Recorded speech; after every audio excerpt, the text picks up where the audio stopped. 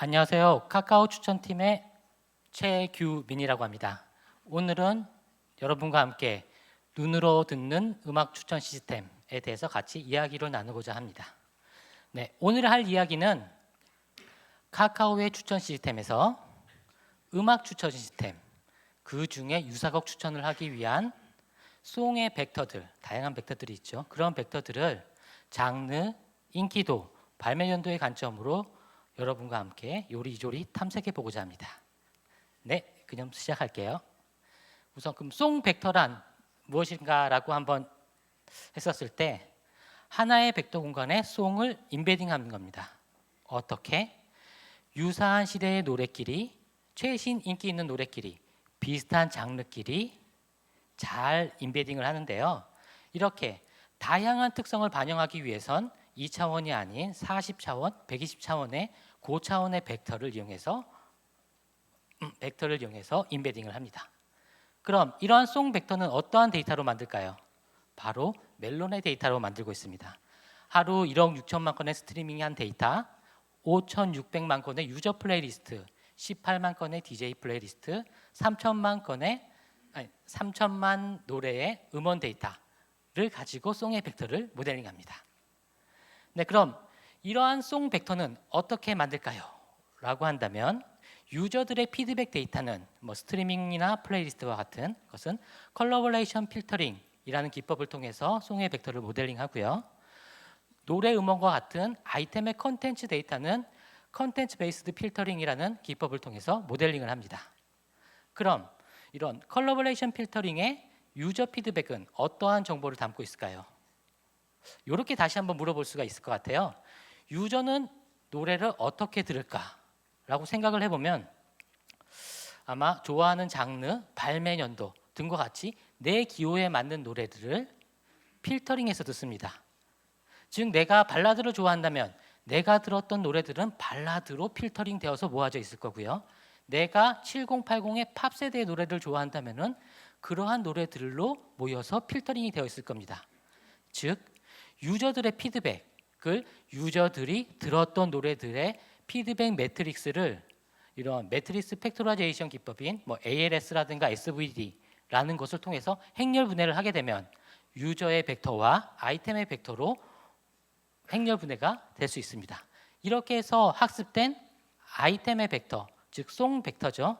송 벡터는 피드백의 특성을 그대로 모델링을 합니다. 장르가 비슷한, 인기도가 비슷한, 발매 연도가 비슷한, 스타일이 비슷한 노래끼리 송의 벡터들이 각각 모이도록 모델링이 아마 됐을 겁니다. 그리고 컨텐츠 베이스드 필터링에서 노래의 음원은 어떤 정보를 담고 있을까요? 라고 생각해 본다면 노래를 들어보면 알 것 같아요. 클래식인지 발라드인지, 어떤 악기로 되어 있는지, 템포가 빠른지 느린지. 그렇다면 이런 컨텐츠 베이스드 필터링에 음원으로부터 로레벨 피처를 받고 장르 클래시피케이션을 하는 딥러닝 모델을 통해 가지고 학습된 아이템의 벡터는 당연히 음원이 가지고 있는 특성, 비슷한 장르끼리 템포를, 악기를 적절히 비슷한 것끼리 모아지도록 벡터가 학습될 것입니다. 네, 그러면은 카카오에서는 이런 다양한 CF, CB 피처들이 있는데 이런 것들이 어떤 송 벡터가 있을까? 한번 같이 여러분과 알아보도록 하겠습니다. 이제 크게 6종류의 송의 벡터를 이용해서 멜론이나 카카오 미니에 추천을 하고 있는데요. 시청자들의 스트리밍 데이터, 즉 청취 데이터와 매트리스 팩토라이제이션 기법을 통해서 학습된 송 벡터, 그리고 스트리밍 데이터의 모델만 바꾸어서 워투백이라는 모델을 통해서 학습된 송 벡터도 있고요. 그 다음에 스트리밍 데이터가 아닌 유저의 플레이리스트, 아마 정성 들여 자기의 기호 정보를 한 땀 한 땀 한 땀 넣은 그런 데이터잖아요.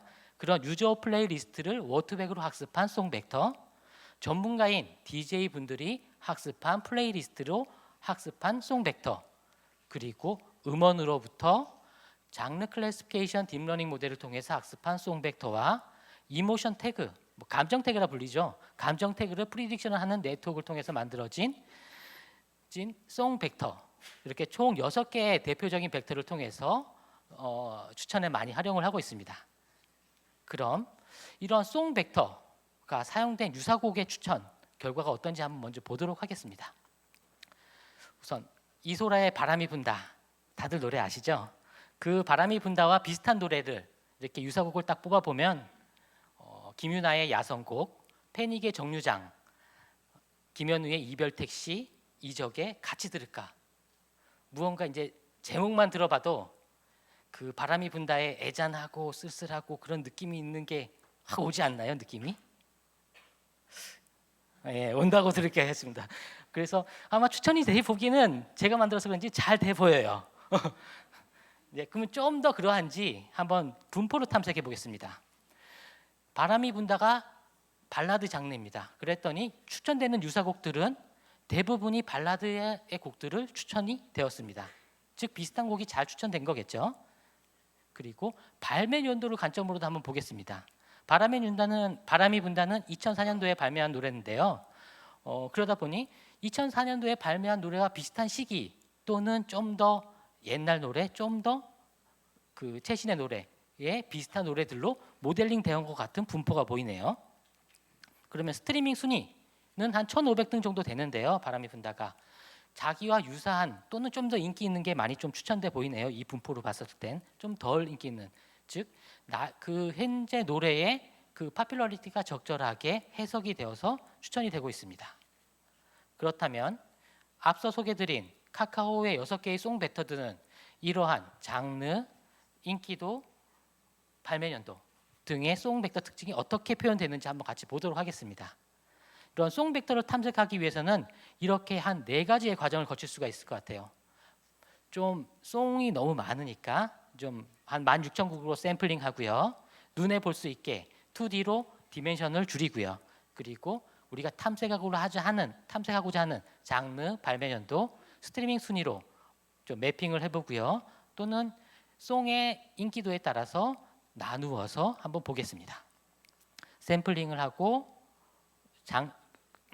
차원을 줄여서 2차원으로 줄이고 장르를 매핑해보고 이렇게 나누기도 해보도록 하겠습니다. 그럼 가장 먼저 소개해드렸던 청취 데이터, 스트리밍 데이터와 매트리스 팩토라이제이션 된 송 벡터는 어떨까요? 그러기 위해서 우선은 여기 하나의 점들이 노래라고 보시면 될 것 같아요. 이 각각의 점들의 장르의 색깔을 매핑을 해보고요. 그 다음에 원의 크기로서 파퓰러리티를 매핑해 봅니다. 원이 작을수록 비인기 곡이고 원이 클수록 인기 곡이라 보시면 될 것 같아요. 이제부터 이 그래프를 좀 째려보면 될 것 같습니다. 우선은 크게 보이는 게 뭐 파란색의 트로트, 아래쪽에 CCM, 어린이 태교, 즉 노래 소비층이 엣지 있는 장르들은 좀 명확히 구분돼 보이죠? 네. 그리고 또 인기 있는 노래들, 즉 원이 좀 큰 노래들을 기점으로 적절하게 장르의 색깔들이 잘 뭉쳐져 있는 것 같이 보입니다. 즉 장르 식별력이 어느 정도 좀 괜찮아 보이는 것 같아요. 반대로 레어한 송들, 즉 비인기 송들은 거의 장르 식별이 거의 안 되고 거의 그냥 랜덤하게 있다시피 해 보이네요. 네. 그리고 특이하게 원이 되게 큰 아주 인기 있는 곡들은 별도의 공간에 자기들끼리 뭉쳐 있습니다. 그러면은 이것을 다시 인기도로 한번 컬러링을 해보도록 하겠습니다. 이게 원의 색깔이 적을수록 옅은 색일수록 좀 비인기곡, 진할수록 인기곡인데요.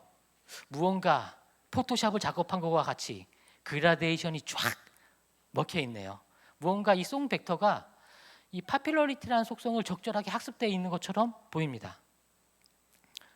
그리고 발매 연도도 한번 매핑을 해봤습니다. 파란색일수록 옛날 노래, 빨간색일수록 최신 노래인데요. 보시면은 뭐 조금 뭔가 패턴이 있어 보이지만 특별한 패턴은 없어 보이네요. 예, 세그먼트를 한번 나누어 봤습니다. 비인기 곡은 라이트, 미디움, 헤비, 익스트림, 뭐 탑백송, 뭐 차트송이라 부르죠. 이렇게 나눠 봤을 때 아까 좀 탐색해 봤듯이 라이트한 대개 비인기 송들은 거의 장르 식별력이 없어 보이고요. 좀 약간 덜 인기 있는 곡들도 장르 식별력이 좀 없고 나머지 좀 헤비한 곡들은 좀 뭔가 특징이 있는 것 같습니다. 그럼 각각의 세그먼트가 얼마나 유저들이 들었는지 잠깐 플레이수로 세보면 라이트한 노래들은 1.5번, 조금 덜 그러니까 인기가 아예 없진 않은 곡들은 한 6.6번. 이 정도 데이터로 가지고 송의 벡터가 적절하게 학습이 되기를 바라는 것은 좀 당연히 안 되겠죠. 아마 당연한 결과인 것 같아요. 네, 그래서 그럼 여기까지 한번 잠깐 정리를 해보면은 스트리밍한 데이터를 매트리스 팩토라이제이션으로 송 벡터를 만들었을 때 헤비한 노래의 장르가 좀 잘 식별되는 것 같고 탑백은 탑백끼리 모여 있고 파퓰러리티가 뚜렷한 패턴을 뭔가 가지고 있더라. 그리고 노래의 발매 연도는 특별한 패턴을 보이지 않더라. 라고 한번 정리를 해볼 수가 있을 것 같습니다. 그럼 이제는 모델만 바꾸어서 데이터는 그대로 놔두고 모델만 바꾸어서 송 벡터를 학습해 보겠습니다. 오, 뭔가 좀 그림이 좀 멋있지 않나요? 뭔가 이렇게 좀 제가 아트를 한 느낌이더라고요. 그림을 그리고 나니까. 네, 예, 우선 장르가 훨씬 다 군집화가 더 잘 돼 보이고요. 또 벡터의 공간을 꽉 차게 잘 이용한 것 같이 보입니다. 그리고 장르와 장르 간의 글로벌한 특성, 즉 어린이, 클래식, OST, 뉴에이지와 같은 비슷한 장르들은 같이 뭉쳐 있는 글로벌한 특성도 잘 반영되어 보입니다. 여기에 한번 매트리스 팩토라이제이션으로 된 피처와 벡터와 한번 비교를 해보면은 훨씬 더 뭔가 장르 식별력이 좋게 되는 게 보이시죠? 그렇죠? 네. 예, 그러면 좀 더 로컬리티한 것도 보도록 하겠습니다. 매트리스 팩토라이제이션 된 아까 바로 전에 본 벡터와 좀 다르게 하나의 공간에 인기 있는 곡, 비인기 있는 곡들이 같이 모여 있습니다. 어떻게? 비슷한 장르가 동일한 벡터 공간에 같이 있는 거죠. 즉, 파퓰러리티보다는 노래의 특성을 잘 해석하고 반영됐다라고 좀 보여질 것 같아요. 그리고 세그먼트 된 걸로도 한번 봤습니다. 전 이걸 보고 정말 신기했습니다. 똑같은 데이터인데 모델 이렇게 적은 데이터로 이렇게 장르가 잘 식별될 수 있었을까요? 정말 신기했었습니다. 네. 그리고 여전히 탑백은 탑백끼리 있었고요. 발매 연도도 한번 이렇게 같이 매핑해봤습니다. 근데 뭔가 특징이 나오는 것 같아요. 파란색끼리 빨간색끼리 살짝 뭉쳐 있는 게 좀 보여지고 있습니다. 비교를 해보면 이전에 매트리스 팩토라이제이션 된 벡터보다는 훨씬 더 발매 연도가 모델링이 되어 있는 것 같아 보이네요. 네, 그럼 파퓰러리티도 한번 보도록 하겠습니다. 파퓰러리티는 그렇게 좀 패턴이 잘 나오지가 않는 것 같아요. 그래서 또 정리를 한번 해보면 노래의 장르가 좀 더 잘 식별되더라. 그리고 노래의 발표 연도가 매트리스 팩토라이제이션 된 벡터보다는 잘 해석되는 것 같더라. 그리고 탑백은 탑백이다. 이렇게 한번 해석해 볼 수 있을 것 같아요. 이번에는 좀 더 양질의 데이터인 플레이리스트를 가지고 송 벡터를 만들어 보겠습니다. 또 장르를 매핑해 보면 비슷하게 또 이렇게 장도 약간 뭔가 잘 여러 가지 잘 이렇게 지들끼리 모여 있는 것 같아요. 이것도 어느 정도 비교해 보면 이런 부분은 조금 더 장르 식별이 좀 뭔가 뭉개지는 것 같아요. 이제 나누어서 보면 레어한 송들, 즉 라이트한 송들도 비인기 송들도 적절하게 장르가 식별이 되는 게 좀 보여지고요. 발매 연도를 매핑했습니다. 뭔가 이게 멋있지 않나요? 저는 이번에 이런 송 피처를 탐색해 보면서 가장 멋있는 피처라고 좀 생각되는 그 비주얼라이제이션이었거든요. 보시면은 파란색은 옛날 곡, 빨간색은 최신곡입니다. 이게 전환을 할 때 그라데이션 되듯이 쭈루루룩 넘어가지 않습니까? 즉 발매 연도를 엄청나게 잘 모델링했다라고 보여지고 있고요. 보면 이전에 송의 장르까지 같이 모델링을 잘했습니다. 장르도 잘 맞추면서 발매 연도까지도 뭔가 모델링이 됐더라라고 좀 판단해 볼 수 있을 것 같아요. 비교해 보면 더 확연해집니다. 파퓰러리티는 기존과 동일하게 특별한 패턴이 없어 보이고요. 그래서 또 한번 정리를 해보면은 장르는 적절히 잘 식별되고 노래의 발매 연도, 즉 시대성이 잘 모델링이 되는 것 같더라. 그리고 탑백은 탑백이다 라고 보여주고요. 그래서 세 개의 송을 한번 비교해 보겠습니다.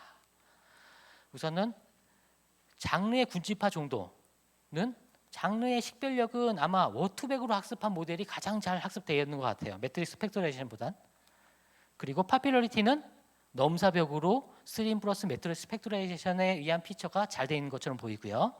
송의 발매 연도는 아마 플레이리스트에 의한 모델링이 적절하게 잘 그 데이터가 주는 힘이 아니었을까라고 한번 생각해 볼 수 있을 것 같습니다.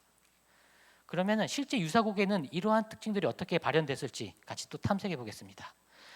볼빨간 사춘기의 여행이라는 탑백송을 가지고 유사곡을 뽑아보면 이제 안 보이시겠지만 이런 특성이 있더라고요. 음악적인 유사함보다는 탑백 노래가 추천되더라 라고 좀 됐었고요.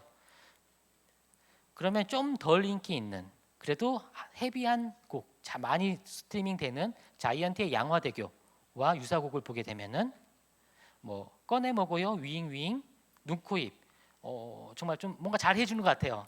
뭔가 비슷한 곡으로 이렇게 그루브한 노래들로 장르가 유사하고 비슷한 곡으로 잘 추천되는데 각각 세 개의 송 벡터가 어떤 특징이 있는지 스트리밍 순위와 발매 연도를 보게 되면 스트림 플러스 매트리스 팩토라이제이션에 의해서 추천되는 유사곡들은 평균적으로 한 400등의 인기곡이 나오고요.